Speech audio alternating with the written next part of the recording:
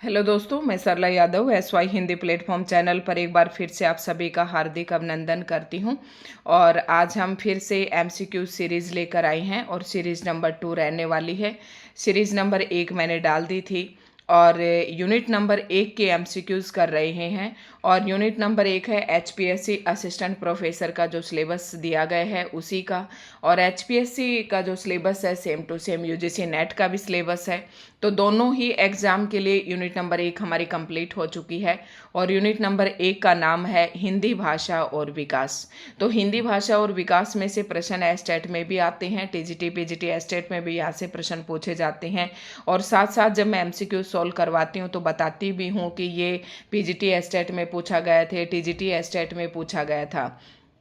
तो शुरुआत करती हूँ। पहली जो MCQ सीरीज डाली थी 1, उसमें मैंने 25 क्वेश्चन सॉल्व करवाए थे। और आज जो है हम 26 क्वेश्चन नंबर से हम शुरुआत करेंगे।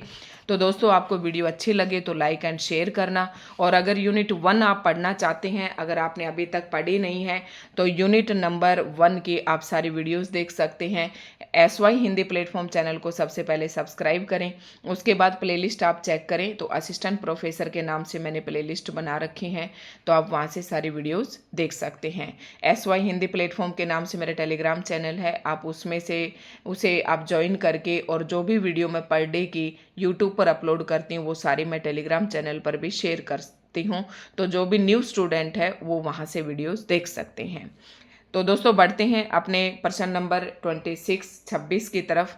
और प्रश्न नंबर 26 है, भरत मुनि ने अपभ्रंश को नाम दिया। एक मैंने स्पेशल वीडियो डाली थी कि किस ने किस लैंग्वेज को, किस भाषा को क्या क्या नाम दिया, तो वो आप पहले देख लें। तो प्रश्न है, भरत मुनि ने अपभ्रंश को नाम दिया है। भरत मुनि ने अपभ्रंश को क्या नाम दिया है? प्रश्न नंबर 26 का सही आंसर हो जाएगा ऑप्शन सी। तो भरत मुनि ने अपभ्रंश भाषा को क्या नाम दिया? देश भाषा। यह आपको याद रखना है। उसके बाद चलते हैं, ग्रिम नियम का संबंध किससे है? ये प्रश्न मुझे इम्पोर्टेंट लगता है और कल के वीडियो में भी ये प्रश्न आया था कि ग्रिम नियम जो है ना, ये कौन सी भाषा से संबंधित है? तो ये जर्मनी भाषा से संबंधित है, ये याद रखना है। और अब आपके मन में ये आ रहा होगा ग्रिम नियम है क्या, तो ये किससे संबंधित है? तो प्रश्न नंबर 27 का आपको सही आंसर करना है। ये स्वनिम विज्ञान से है। स्वनिम क्या कहते हैं हम? जैसे कि आपने हिंदी में पढ़ा होगा स्वनिम ध्वनियाँ। तो ध्वनियाँ जो होती हैं ध्वनियों से संबंधित। अब ध्वनि आपको पता है कि हिंदी वर्णमाला में जितने भी वर्ण हैं वो ध्वनि आप उसे कह सकते हैं, ठीक है। तो उन ध्वनियों से संबंधित जो विज्ञान है उसी को ही हम ग्रिम नियम कहते हैं और ये जर्मन भाषा से संबंधित है, ठीक है। तो ये दोनों प्रश्न आपको याद रखने हैं। मुझे लग रहा है कि ये इम्पोर्टेंट प्रश्न है, पूछे जाने की संभावना है असिस्टेंट प्रोफेसर के एग्जाम में। बढ़ते हैं अगले प्रश्न की तरफ और प्रश्न नंबर है 28। प्रश्न नंबर 28 है, हिंदुस्तानी भाषा का रूप क्या है? तो हिंदुस्तानी भाषा का रूप क्या है, ये मैंने पोस्ट पर भी ये प्रश्न डाला था। तो प्रश्न नंबर 28 का सही आंसर हो जाएगा ऑप्शन बी, जो है इसका राइट आंसर हो जाएगा हिंदी उर्दू मिश्रित। यानी कि हिंदी प्लस उर्दू भाषा को अगर इकट्ठा किया जाए तो हिंदुस्तानी रूप उभर कर सामने आता है। तो हिंदुस्तानी भाषा का रूप क्या है? हिंदी प्लस उर्दू मिश्रित। मिश्रित का मतलब दोनों का मिश्रण। प्रश्न नंबर 19 है। अब आप ये देख रहे होंगे कि स्क्रीन पर UGC नेट दिसंबर में ये प्रश्न पूछा गया है। फिर मैंने सारे सीक्वेंस से आपके यहाँ पर प्रश्न लेने का प्रयास किया है और अभी तक जो 2008 से पहले के जो प्रश्न पूछे गए थे वो कल की वीडियो में मैंने डाल दिए थे। निम्नलिखित नेक्स्ट प्रश्न है प्रश्न नंबर 29, निम्नलिखित में से अर्ध स्वर कौन सा है? तो इनमें से अर्ध स्वर है प्रश्न नंबर 29 का सही आंसर करना है ऑप्शन ए। अब जब मैंने ये पोस्ट पर डाला था ये प्रश्न तो मेरे पास एक कमेंट आया था कि मैम ये बताइए कि ये अर्ध स्वर क्या है। तो दोस्तों, हिंदी में ये और वह ध्वनियाँ हैं, इन्हें अर्ध स्वर माना जाता है क्योंकि इनका उच्चारण जो है ना थोड़ा थोड़ा ना तो पूरी तरीके से व्यंजन के तरीके से होता है और ना ही बिल्कुल स्वर के तरीके से। तो इन्हें अर्ध स्वर की श्रेणी में रखा जाता है। तो अर्ध स्वर क्यों कहते हैं इनको? क्योंकि इनका उच्चारण थोड़ा सा स्वर की भांति होता है। याद रखना, अगली बार ऑप्शन में हो सकता है वह भी दे दें। तो ये और वह जो ध्वनियाँ हैं ये अर्ध स्वर में आती हैं और ये नेट का चहेता प्रश्न है और ये पीजीटी एस्टेट में भी पूछे जाते हैं। बढ़ते हैं अगले प्रश्न की तरफ और प्रश्न नंबर 30 है, बोली का लघुत्तम रूप क्या है? बोली का लघुत्तम रूप आपको बताना है। बोली का लघुत्तम रूप क्या है? प्रश्न नंबर 30 की तरफ आपको बढ़ना है। प्रश्न नंबर 30 का सही आंसर है, बोली से भी। बोली होती है, बोली क्या होती है? बोली और भाषा में अंतर होता है। भाषा का क्षेत्र विस्तृत होता है, बोली का जो क्षेत्र है वो थोड़ा सा सीमित होता है और लोक जन के द्वारा ये बोली जाती है। तो लघुत्तम रूप यानी कि बोली का भी छोटा रूप क्या होगा? तो व्यक्ति बोली होगा। इसका छोटा रूप जो होगा, प्रश्न नंबर 30 का ऑप्शन ए बिल्कुल सही हो जाएगा। यानी कि जो व्यक्तियों के द्वारा बोली जाती है, जो जन सामान्य के द्वारा बोली जाती है, उसे बोली कहते हैं। तो उस बोली का भी लघुत्तम रूप है जो व्यक्ति के द्वारा बोली जाती है। समझ गए होंगे। बढ़ते हैं अगले प्रश्न की तरफ और प्रश्न नंबर 31 है, निम्नलिखित में से कौन द्रविड़ परिवार की भाषा है? तो ये जो क्षेत्र है ना, हमारे मैप के अंदर ये इस तरीके से होता है। ये जम्मू कश्मीर है इधर, फिर ये पूर्व का क्षेत्र है। तो इस इलाके में जो बोली जाती है द्रविड़ परिवार की भाषा में आती हैं ये सब। तो द्रविड़ परिवार की भाषा है बताना इसमें उड़िया, असमिया, बंगला और कन्नड़। तो कौन सी निम्नलिखित में कौन द्रविड़ परिवार की भाषा है? प्रश्न नंबर 31 का सही आंसर करना है और ऑप्शन डी जो है इसका राइट आंसर हो जाएगा, कन्नड़। कन्नड़ जो है ये द्रविड़ परिवार की भाषा है।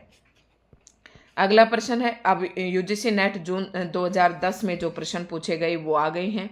प्रश्न नंबर 32 है, किस क्षेत्र की बोली को काशिका कहा गया है? काशिका, ये मैंने वीडियो जब आपको पढ़ाया था ये टॉपिक तब भी बताया था। तो प्रश्न नंबर 32 का सही आंसर हो जाएगा ऑप्शन सी जो है, बनारस के आसपास जो बोली बोली जाती है उसे काशिका भी कहते हैं, याद रखना है। बैसवाड़ी ये अवधी को कहते हैं, ये भी याद रखना है। उसके बाद है नेक्स्ट प्रश्न, साहित्यिक अपभ्रंश को पुरानी हिंदी किसने कहा? ये प्रश्न पहले भी आया था। तो साहित्यिक अपभ्रंश को पुरानी हिंदी किसने कहा? ऑप्शन आपको ढूंढना है। प्रश्न नंबर 33 का सही ऑप्शन हो जाएगा, पुरानी हिंदी अपभ्रंश को आचार्य रामचंद्र शुक्ल जी ने कहा है। नेक्स्ट प्रश्न है, निम्नलिखित में से कौन, अब आप ये सोच रहे होंगे कि यहाँ पर पुरानी हिंदी चंद्रधर शर्मा गुलेरी ने भी कहा है, लेकिन चंद्रधर शर्मा गुलेरी यहाँ पर ऑप्शन में ही नहीं है। तो आपको आचार्य रामचंद्र शुक्ल जी ऑप्शन जो है ये टिक करना है। अगला प्रश्न है, निम्नलिखित में से कौन भारोपीय परिवार की भाषा नहीं है? पूछा है। भारोपीय, भारत और यूरोपीय परिवार की भाषा नहीं है। प्रश्न नंबर 34 का सही आंसर करना है और ये हो जाएगा प्रश्न नंबर 34 का सही आंसर हो जाएगा ऑप्शन सी, मलयालम। तो मलयालम जो है ये द्रविड़ भाषा परिवार में आती है और भारोपीय भाषा परिवार की भाषा मलयालम नहीं है। तो यहाँ से इस प्रश्न से आप दो प्रश्न सीख सकते हैं। एक तो मराठी, गुजराती और हिंदी ये किसके अंदर आती हैं? भारोपीय परिवार के अंदर आती हैं। ठीक है, ये प्रश्न आपको याद रखना है। और मलयालम जो है भारोपीय परिवार में की भाषा नहीं है। बढ़ते हैं अगले प्रश्न की तरफ और प्रश्न नंबर 35 है, संविधान की 8वीं अनुसूची में कौन सी भाषा शामिल नहीं है? तो 8वीं अनुसूची में 22 भाषाएं हैं, ये आपको पता होना चाहिए कौन सी 22 भाषाएं हैं। ये मैंने वीडियो में भी बताई थी। तो ऑप्शन है बोडो, मैथिली, भोजपुरी और डोंगरी। प्रश्न नंबर 35 का सही आंसर करना है। तो जो है ना 8वीं अनुसूची में भाषा, तो जो भोजपुरी है ये बोली है, ये भाषा नहीं है। तो ऑप्शन सी इसका राइट आंसर हो जाएगा।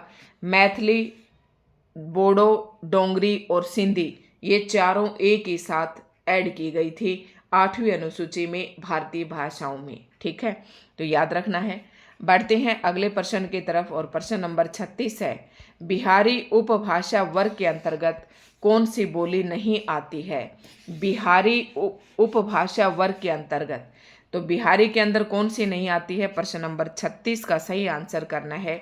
तो बुंदेली नहीं आती है। बिहारी के अंदर कौन कौन सी आती हैं? भोजपुरी, मगही, मैथिली, ये सारी किसके अंतर्गत आती हैं? बिहारी उपभाषा वर्ग के अंदर आती है और बुंदेली इसके अंदर नहीं आती है। नेक्स्ट प्रश्न है प्रश्न नंबर 37, खड़ी बोली के लिए सुनीति कुमार चटर्जी ने किस शब्द का प्रयोग किया है, यानी कि खड़ी बोली को सुनीति कुमार चटर्जी ने क्या कहा है। तो ऑप्शन आपके सामने यहाँ पर दिए गए हैं। प्रश्न नंबर 37 का सही आंसर करना है। तो खड़ी बोली को सुनीति कुमार चटर्जी ने जनपदीय हिंदुस्तानी कहा है। ये वीडियो में भी बताया था मैंने आपको, अगर ध्यान हो तो, ठीक है। तो जनपदीय हिंदुस्तानी खड़ी बोली को कहा सुनीति कुमार चटर्जी ने।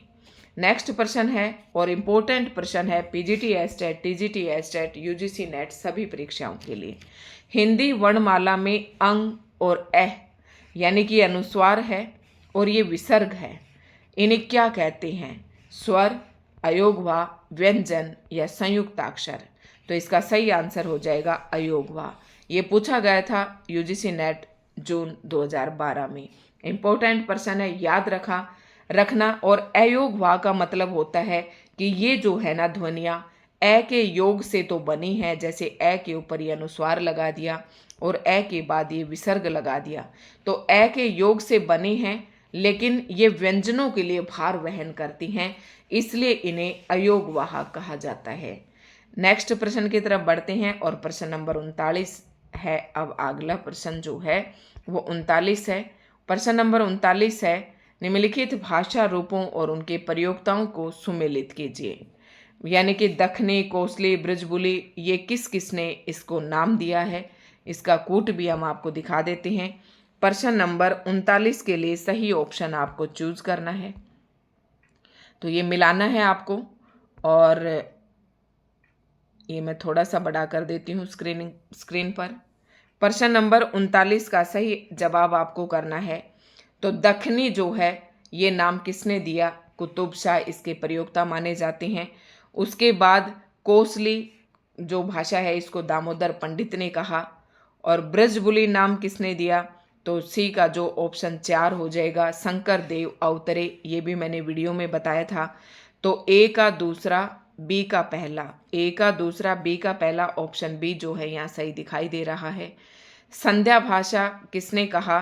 तो डी का हो जाएगा तीसरा, संध्या भाषा जो है ये सरहपाद ने कहा था। ठीक है, ये निम्नलिखित भाषा रूप और उनके प्रयोक्ता के नाम दिए गए हैं, तो ये आप समझ गए होंगे। तो दखनी कुतुब शाह, और बी का ऑप्शन हो जाएगा ये कोसली दामोदर पंडित, ब्रजबुली शंकर देव अवतरे, और संध्या भाषा किसने कहा? सरहपाद ने कहा। इस तरीके से ऑप्शन बी जो है इसका राइट आंसर हो जाएगा। बढ़ते हैं हम अगले प्रश्न की तरफ, और प्रश्न नंबर 40 है, अपभ्रंश की उत्तरकालीन अवस्था का नाम बताओ। कोई भी है, मान लो ये भाषा है पाली, तो इससे पहले जो इसकी स्थिति थी उसे पूर्व की अवस्था कहेंगे, और इसके बाद जो थी इसे उत्तर की अवस्था कहेंगे। तो यहाँ पर आपसे पूछा है अपभ्रंश की उत्तरकालीन यानी कि बाद वाली स्थिति बतानी है। ये सीक्वेंस मैंने आपको कल बताई थी। प्रश्न नंबर 40 का जो सही आंसर हो जाएगा वो अववट हो जाएगा। ठीक है, तो सबसे पहले संस्कृत, उसके बाद पाली, फिर प्राकृत, फिर अपभ्रंश और फिर है अववट। ये सीक्वेंस आपको याद रखना है। सबसे पहले संस्कृत, फिर पाली, फिर प्राकृत, फिर अपभ्रंश नंबर 4 पर, और नंबर 5 पर अववट। ठीक है, बढ़ते हैं हम अगले प्रश्न की तरफ कि अपभ्रंश में कुल कितने स्वर थे। ये प्रश्न भी मैंने आपको वीडियो में बताया था जब पढ़ाया था। प्रश्न नंबर 41 का जो सही आंसर हो जाएगा कि अपभ्रंश में कुल कितने स्वर थे? 8 स्वर थे। अगर अब हिंदी की बात करूं तो इसमें 11 स्वर हैं, 2 अयोगवा हैं। और परंपरागत रूप से अगर स्वरों की संख्या पूछे तो आपको 13 बतानी है, क्योंकि इनको भी हम इसी के अंदर जोड़ देते हैं। बढ़ते हैं अगले प्रश्न की तरफ। मगही किस हिंदी प्रदेश की बोली है? मगही, मैथिली, भोजपुरी, है ना, ये बताना है आपको। प्रश्न नंबर 42 का सही आंसर बताना है। तो मगही किस हिंदी प्रदेश की? तो ये बिहार प्रदेश की जो है बोली है। प्रश्न नंबर 42 का सही आंसर ऑप्शन बी हो जाएगा।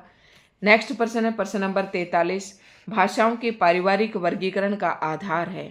भाषाओं को मैंने फर्स्ट वीडियो में ही बताया था यूनिट नंबर 1 का कि पारिवारिक वर्गीकरण किया गया है, भाषाओं का भौगोलिक वर्गीकरण किया गया है। भौगोलिक वर्गीकरण के आधार पर 4 क्षेत्रों में बांटा है।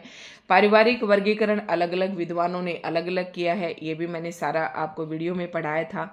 तो भाषाओं के पारिवारिक वर्गीकरण का आधार क्या है? ये बहुत अच्छे से मैंने बताया था।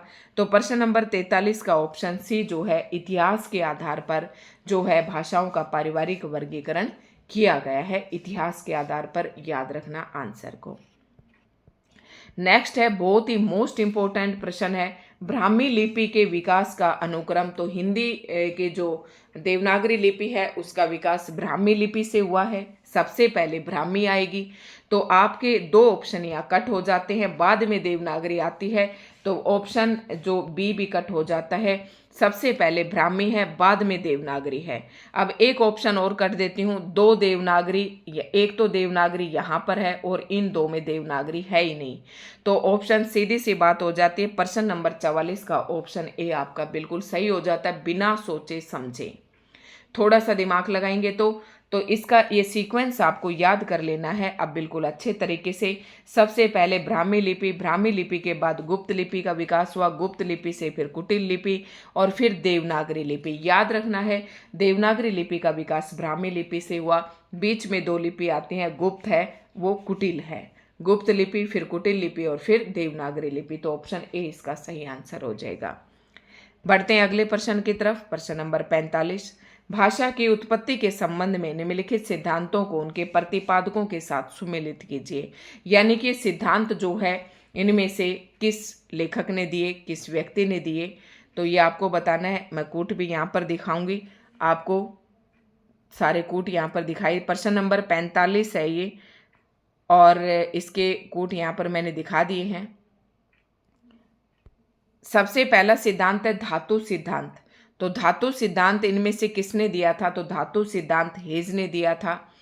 उसके बाद है यो हे ओ सिद्धांत, ये सिद्धांत दिया था न्यावर ने दिया था। और उसके बाद जो है ऑप्शन सी जो है इंगित सिद्धांत, ये रॉय ने दिया था। और उसके बाद संपर्क सिद्धांत जो है ये दिया था रेवेज ने। तो ये सारे सिद्धांत भी हमने पढ़े थे। इस हिसाब से ऑप्शन सी जो है इसका राइट आंसर हो जाता है। बढ़ते हैं अगले प्रश्न की तरफ। ये असिस्टेंट प्रोफेसर का एग्जाम है, इसलिए इन बातों को अगर आपको जो अच्छी लगे तो उन्हें आप नोट डाउन भी करते चले। आगरा का बोली क्षेत्र कौन सा है, ये आप सभी बता देंगे कि आगरा के आसपास जो है ना ब्रज भाषा बोली जाती है। नेक्स्ट प्रश्न है प्रश्न नंबर 47, डॉक्टर सुनीति कुमार चटर्जी के अनुसार पूर्वी हिंदी आधुनिक भारतीय आर्य भाषाओं के किस वर्ग में आती है। पूर्वी हिंदी आधुनिक भारतीय आर्य भाषाओं, तीन भाषाओं में बांटा गया था हिंदी को, प्राचीन आर्य भाषाएं, मध्यकालीन आर्य भाषाएं और आधुनिक आर्य भाषाएं। आधुनिक आर्य भाषाओं के अंदर किस वर्ग में आती है पूर्वी हिंदी। तो पूर्वी हिंदी आपको बतानी है। ये प्रश्न भी मैंने वीडियो में बताया था, आप सोच रहे होंगे कि ये तो हमने कहीं पढ़ा ही नहीं है, लेकिन बेटा हमने ये अपने चैनल पर पढ़ाया है। तो प्रश्न नंबर 47 का ऑप्शन डी हो जाएगा, ये प्राच्य जो है वर्ग के अंदर आती है। सुनीति कुमार चटर्जी के अनुसार, मैंने अनेक विद्वानों के अनुसार पढ़ाए थे, पूर्वी हिंदी आधुनिक आर्य भाषाओं के प्राच्य वर्ग में आती है, ये याद रखना है। नेक्स्ट प्रश्न है, डॉक्टर धीरेन्द्र वर्मा ने वैदिक ध्वनियों की संख्या मानी है। डॉक्टर धीरेन्द्र और मैंने 3-4 विद्वानों के अनुसार बताए थे कि किस किस विद्वान ने ध्वनियों को कितने कितने भागों में बांटा है। तो प्रश्न नंबर 48 का आपको सही आंसर करना है। प्रश्न नंबर 48 का जो धीरेन्द्र वर्मा है, इन्होंने वैदिक ध्वनियों का स्वर जो है 13 माना और व्यंजन 38 माने। इस हिसाब से धीरेन्द्र वर्मा के अनुसार टोटल ध्वनियाँ जो हैं 51 हो जाती हैं। याद रखना मोस्ट इम्पोर्टेंट प्रश्न है ये, यूजीसी नेट जोन 2013 में पूछा हुआ है। उसके बाद आता है निम्नलिखित रचनाओं को उनकी भाषा के साथ सुमेलित करना है। तो ये रचनाएं बतानी है कि कौन सी भाषा में लिखी गई है। प्रश्न नंबर 49 का सही आंसर करना है। तो यहाँ पर मैं कूट भी दिखा देती हूँ और थोड़ा सा हम इसे छोटा कर लेंगे ताकि सारी चीज़ें आपको यहाँ पर दिखाई दें। कवितावली, इनमें से मैंने बताया था जो आपको आए वो सबसे पहले करना है। और पृथ्वीराज रासो मैंने बताया था ये पिंगल में लिखी गई है। बी का ए, जो आपको आता है वो अच्छे से लिखना है। बी का ए ऑप्शन डी में दिखाई दे रहा है। और देख लेते हैं। उसके बाद देखो अमीर खुसरो की मुकेरिया। अब अमीर खुसरो ने तो खड़ी बोली हिंदी में ही लिखी थी, तो डी का कौन सा हो जाएगा, तीसरा। और इससे हमारा जो ऑप्शन है और भी पुख्ता हो जाता है, डी का तीसरा। उसके बाद बी का आ जाएगा, ये मैंने बता दिया। ए का कवितावली जो है, कवितावली ये तुलसीदास जी द्वारा रचित है और ये कौन सी भाषा में लिखा गया है, तो ए का कौन सा हो जाएगा, ए का दूसरा कवितावली जो है ब्रजभाषा में लिखी गई है। बरवे नायिका भेद ये रहीम जी की रचना है और ऑप्शन सी जो है इसका ये अवधि में लिखा गया है। ठीक है, इस तरीके से आपके सारे मिल जाते हैं। ऑप्शन डी जो इसका सही आंसर हो जाएगा। बढ़ते हैं अगले प्रश्न की तरफ और प्रश्न नंबर 50 है, हिंदी भाषा का विकास अपभ्रंश की किस बोली से माना जाता है। सिंधी भाषा का विकास, प्रश्न नंबर 50 को ढंग से पढ़ना है। सिंधी भाषा का विकास, तो 50 का जो सही ऑप्शन है वो ब्राचर से हो जाएगा। पैसाची से पहाड़ी हिंदी आती हैं। मागधी और अर्धमागधी के अंदर भी आपको ध्यान रखना है कौन कौन से आती हैं। ब्राचर से सिंधी। अर्धमागधी के अंदर आपकी जो पूर्वी हिंदी है ये आ जाती हैं। ठीक है, अर्धमागधी से सोरसेनी के अंदर जो आती हैं वो सारी आ जाती हैं। तो इस तरीके से आपको ध्यान रखना है। तो दोस्तों यहाँ पर प्रश्न नंबर 1 और है, इसे मैं और पूरा कर देती हूँ। प्रश्न नंबर 51, इनमें से कौन सी भाषा भारतीय संविधान की 8वीं अनुसूची में नहीं है। ये प्रश्न शायद पहले भी आ लिया है। तो प्रश्न नंबर 51 का सही आंसर हो जाएगा भोजपुरी। ठीक है, और बोडो, डोंगरी, संथाली, बोडो, डोंगरी, संथाली, और ये किसके अंदर आ जाएंगी, ये 8वीं अनुसूची के अंदर हैं। तो दोस्तों हमारे यहाँ पर 25 क्वेश्चन फिर से पूरे हो जाते हैं। तो वीडियो आपको कैसी लगी कमेंट करके ज़रूर बताएं और इसी तरीके से हम निरंतर आगे बढ़ते रहेंगे। किसी दिन ज़्यादा समय मिलेगा तो मैं ज़्यादा भी बना दूंगी। ठीक है, तो धन्यवाद दोस्तों। वीडियो अच्छी लगी तो लाइक एंड शेयर ज़रूर करें।